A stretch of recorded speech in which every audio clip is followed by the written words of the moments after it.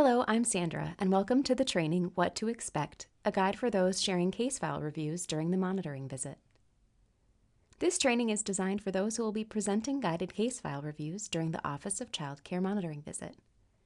We hope that this will give you an insight into the process to help you feel comfortable and know what to expect. Before we get started, on behalf of the Office of Child Care, we'd like to extend our appreciation for all the work you do on behalf of children and families. You are the front line of the Child Care and Development Fund, referred to as CCDF, within your community, ensuring that children and families have access to quality child care programs that meet their needs. Thank you for all you do to make it happen. Further, thanks for being a part of the monitoring visit. OCC wants to hear from you to better understand how your state administers the CCDF program. We appreciate you sharing your time and expertise with us. So let's dig in. Again, the goal of this training is to help you feel better prepared for the guided case file review portion of the interview you'll be participating in as part of the monitoring visit. Here are our objectives for this training. In this training, we'll provide a high-level overview of OCC monitoring and the changes for federal fiscal year 2025-2027 and explain why OCC conducts the guided case file reviews to learn how CCDF policies and practices are implemented at the local level. Discuss the work already done as part of monitoring during the pre-visit phase between your state and the OCC monitoring team. The OCC monitoring team includes representatives from the OCC Central Office and Regional Office, as well as representatives from OCC's monitoring contractor, WRMA, and take you through a sample guided case file review and scenario questions as a way to understand the flow of the conversation and types of questions you may be asked.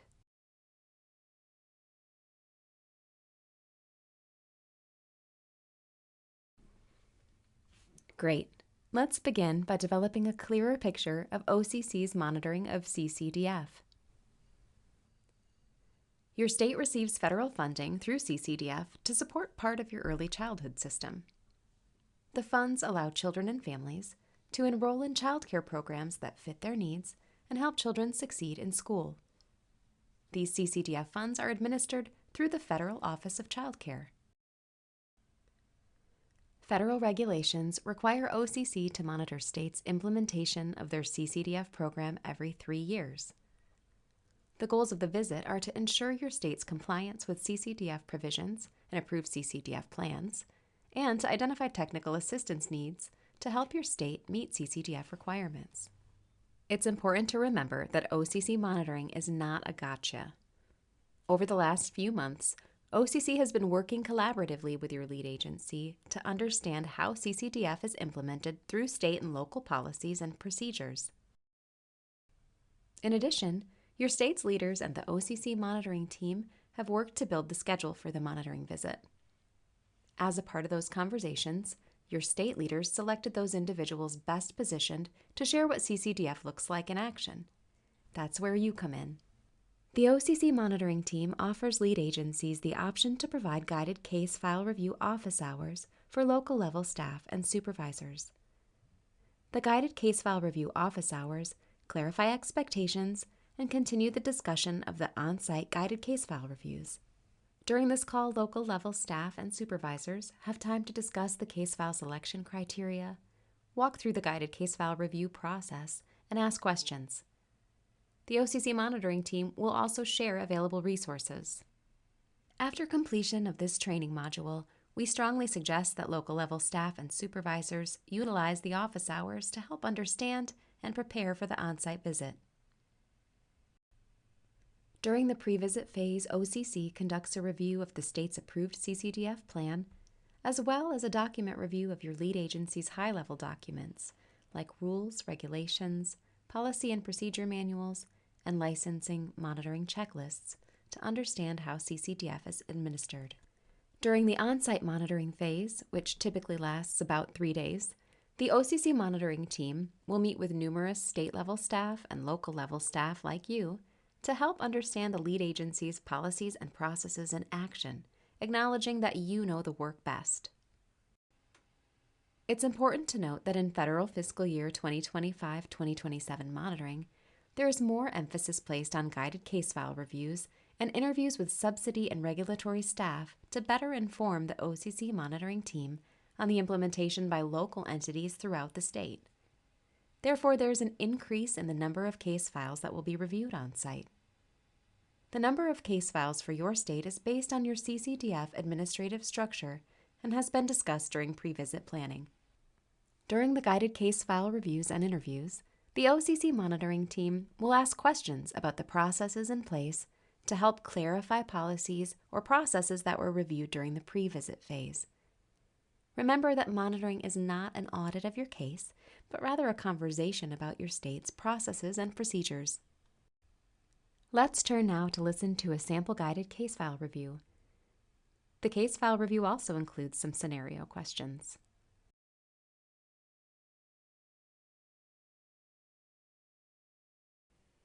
Let's take a listen now to a sample provider monitoring inspection case file review and follow-up scenario questions presented between mock participants and a mock OCC monitoring team. It's important to note that because each state is unique, questions vary from case to case, but this sample exchange should give you a general sense of the types of questions asked and the flow of the conversation. This example case file review and scenario reflects an in-person inspection visit.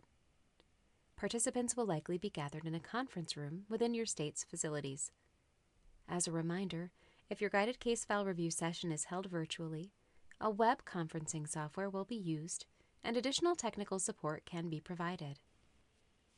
The optional guided case file review office hours will serve as a practice session before the on-site visit to help you familiarize yourself with the technology and feel comfortable using web conferencing software. The office hours serve as an opportunity to ask questions, review criteria, and find reassurance if you are anxious about the monitoring process. The OCC monitoring team will be available to address any concerns you may have with the case file review process.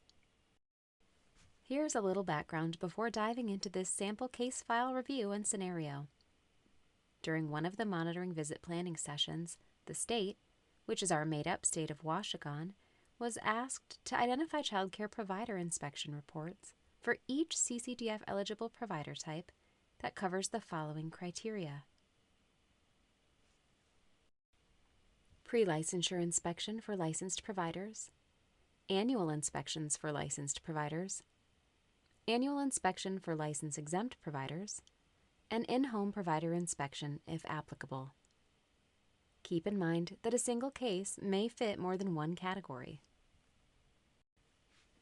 The state was also asked that regulatory staff for the selected case present the case file to the OCC monitoring team. In the following example, you will hear from Jessica, a licensing inspector from one of the state's regional offices who conducts inspections of licensed child care centers. The state uses an electronic system for provider case files. Jessica will show the electronic case files and will be interviewed by Tom, a program manager with the Office of Child Care's regional office. Jessica utilized the guided case file review checklist provided by the OCC monitoring team during the pre-visit phase of monitoring to prepare for the on-site guided case file reviews. The checklist is a support for regulatory staff as it is state-specific and outlines the information required for each criteria that you need to share with the OCC monitoring team. Each monitoring session starts with introductions from the OCC monitoring team and the state participants. When prompted, you'll be asked to introduce yourself and provide your title. From there, the OCC monitoring team will provide an overview of the monitoring process and goals, tips for participating, such as referring to materials and speaking slowly, and then prompt the guided case file review. We'll begin the conversation there. Good morning, everyone, and thank you for joining us today for this data collection session. Our session today will focus on the oversight and monitoring of your CCDF eligible providers. The OCC monitoring team would like to start off with guided case file reviews to understand processes around conducting annual monitoring inspections that cover the 11 health and safety topics: pre-service orientation training, fire standards, and group sizes and ratios, when this is monitored by licensing inspectors. As you walk us through your processes and show us the monitoring reports, please be sure to describe the monitoring process, walk us through the case, show how it represents the category, and highlight how each of the health and safety topics are monitored and documented. The OCC monitoring team may ask some specific questions throughout the review to get clarification on how certain topics are inspected. If you cannot answer a question, please feel free to consult your policy manual, regulations, or other supporting documentation, consult with another colleague in the room, and/or request to get back to us with an answer. We have note takers, so whenever you use an acronym for the first time, please share what it means. Also, our note takers would appreciate it if you speak slowly. Sometimes it may be hard for us to see the screen, so it would be helpful for us if you say things like dates out loud. This way, we can make sure we have the accurate dates reflected in our notes. So now I'd like to hand it over to you all in Washington to begin walking us through a case. Is it Jessica Sellers who will be presenting today? Thank you. Yes, this is Jessica Sellers, a licensing inspector in Washington, and I'll walk you through the case file today that shows an annual inspection for a licensed child care center. In Washington, we call our licensed child care centers Type 1 early care centers. Great. Thanks. Here is Washington's licensing system, WLS. I will start at the beginning. For this particular Type 1 early care center, I conducted a pre-licensure inspection on February 4th, 2022. Here is the pre-license monitoring checklist. We use this checklist when we first go out to a Type 1 early care center to monitor health, safety, and fire standards. This provider was found compliant in all areas and received a license on the same day. Would you like me to go through each item, or do you want to take a minute to review the checklist? No need to cover each item. Thank you for sharing that. Now, I'd like to discuss the annual inspection process. Here is the monitoring checklist that we use every time we go out on an annual inspection. We are also required to bring our licensing policy manual with us to every inspection and use it alongside the checklist. Are these annual inspections announced or unannounced? All of our annual inspections are unannounced. Thanks for clarifying. You'll see that the top of the inspection report shows the name, address, and all of the contact information of the provider, along with the date of inspection. The date of this particular inspection was August 1st, 2024. The inspection prior to this one was completed on August 4th, 2023. The child demographic information is also listed. As we go down the checklist, you'll see the health and safety areas that we look at annually, including fire safety and making sure the building and play areas are clear of hazards. As we go through, we can mark whether the center is compliant or non-compliant in the right-hand column. I always start by getting a roster of the staff and kids, and then walk around the building to start looking for any hazards. We will talk with teachers and staff as well, and we also review records. Thanks for showing us that. I see that medication administration is listed on the checklist. Could you please describe a little bit about what you look for when monitoring medications? Sure. So the regulations for Type 1 early care centers have a section around how providers must handle and store medications, as well as how to document when they are given to children. When we do inspections, we look to make sure the medications are locked up and not expired. And make sure that the staff are documenting the date, time, and dosage of when a medication is given. On the checklist, you will see that we also check staff's trainings, and one of the required trainings is administering medications. We also review the child's record to make sure any medical needs and medications are listed and match with what the provider has on site. Thanks for that detail. Would you also look for any other information related to the medication, such as permission or consent from a parent or the provider to give the medication? Yes, our regulations require that every child have a medical exam by a physician, who must fill out a standardized form our department developed that the providers have to keep in the child's record. That form will have any medications listed on it, and the parent and physician both have to sign it. Excellent, thank you. Can you please describe how you monitor for emergency preparedness and response planning, including the required subcomponents? Yes, every time we monitor a center, we look at the provider's emergency plan. Washigan's policy states that each Type 1 early care center must have an emergency plan in place, and it must be reviewed and, if needed, updated annually.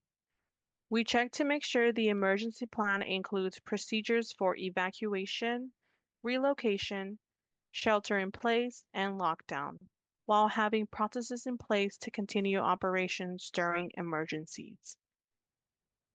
We also check to see if the emergency plan includes the required accommodations for infants and toddlers, children with disabilities, and children with chronic medical conditions.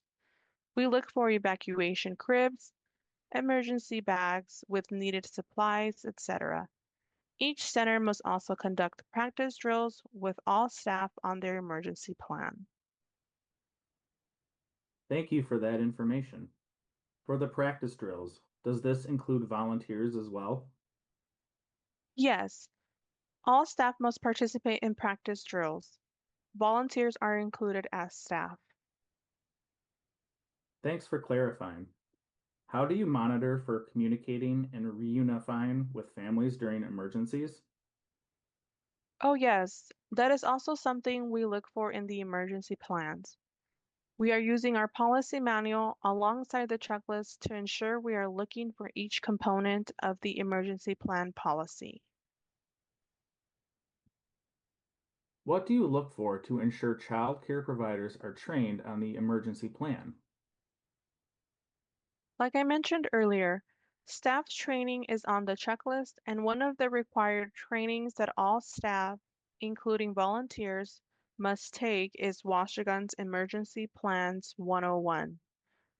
We look at the staff records to check for the training certificate. Great, thank you. Can you describe how you monitor for child to staff ratios and group sizes and how this is documented during the inspection? Absolutely. As I mentioned earlier, I will get a roster of staff and children present in the center. I then go around to make sure the classrooms have an appropriate number of staff for the ages of kids in that area. We document this by using a separate worksheet that helps us measure these ratios and group sizes. It lists the group size limits and ratios for each age group that matches what is in our regulations for centers. We can then write down the classroom number and mark down that it has the correct ratios, or write in a description if anything is off. This worksheet becomes part of the inspection packet. That sounds like a really helpful tool. We don't have any other questions at this time, and we greatly appreciate you walking us through a center inspection and sharing your expertise with us. Thank you for taking the time out of your day to be with us today. Do you have any questions for us? No, thank you very much. Great, we can move on to the next case and associated criteria. Excellent. I hope you found that helpful. Did you notice the following during the case file review and scenario? Jessica didn't prepare any sort of presentation, PowerPoint, or script ahead of the guided case file review, and neither should you. She came familiar with the case file in order to walk through it with the OCC monitoring team by projecting the monitoring checklist from the data system and answering any specific questions from the OCC monitoring team. Although Jessica is the licensing inspector over the licensed child care center, it is not necessary for the person who presents the case to be the person who inspected the provider. What is important is that the person is familiar with the case and the factors of inspecting providers that the case was chosen to represent. Remember, you may refer to materials throughout the data collection session, as well as take notes on any questions asked. Feel free to ask for questions to be repeated, and know that the OCC monitoring team will ask for any additional clarification as needed. In this case, the OCC monitoring team did not request any documents be submitted. If they do, the OCC monitoring team will keep track of any requested documents and follow up before the end of the visit.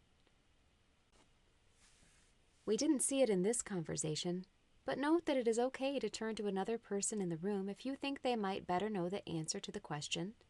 Though keep in mind that during the case file review and follow-up scenario questions, the OCC monitoring team wants to hear from local level staff like you, not your state level administrators.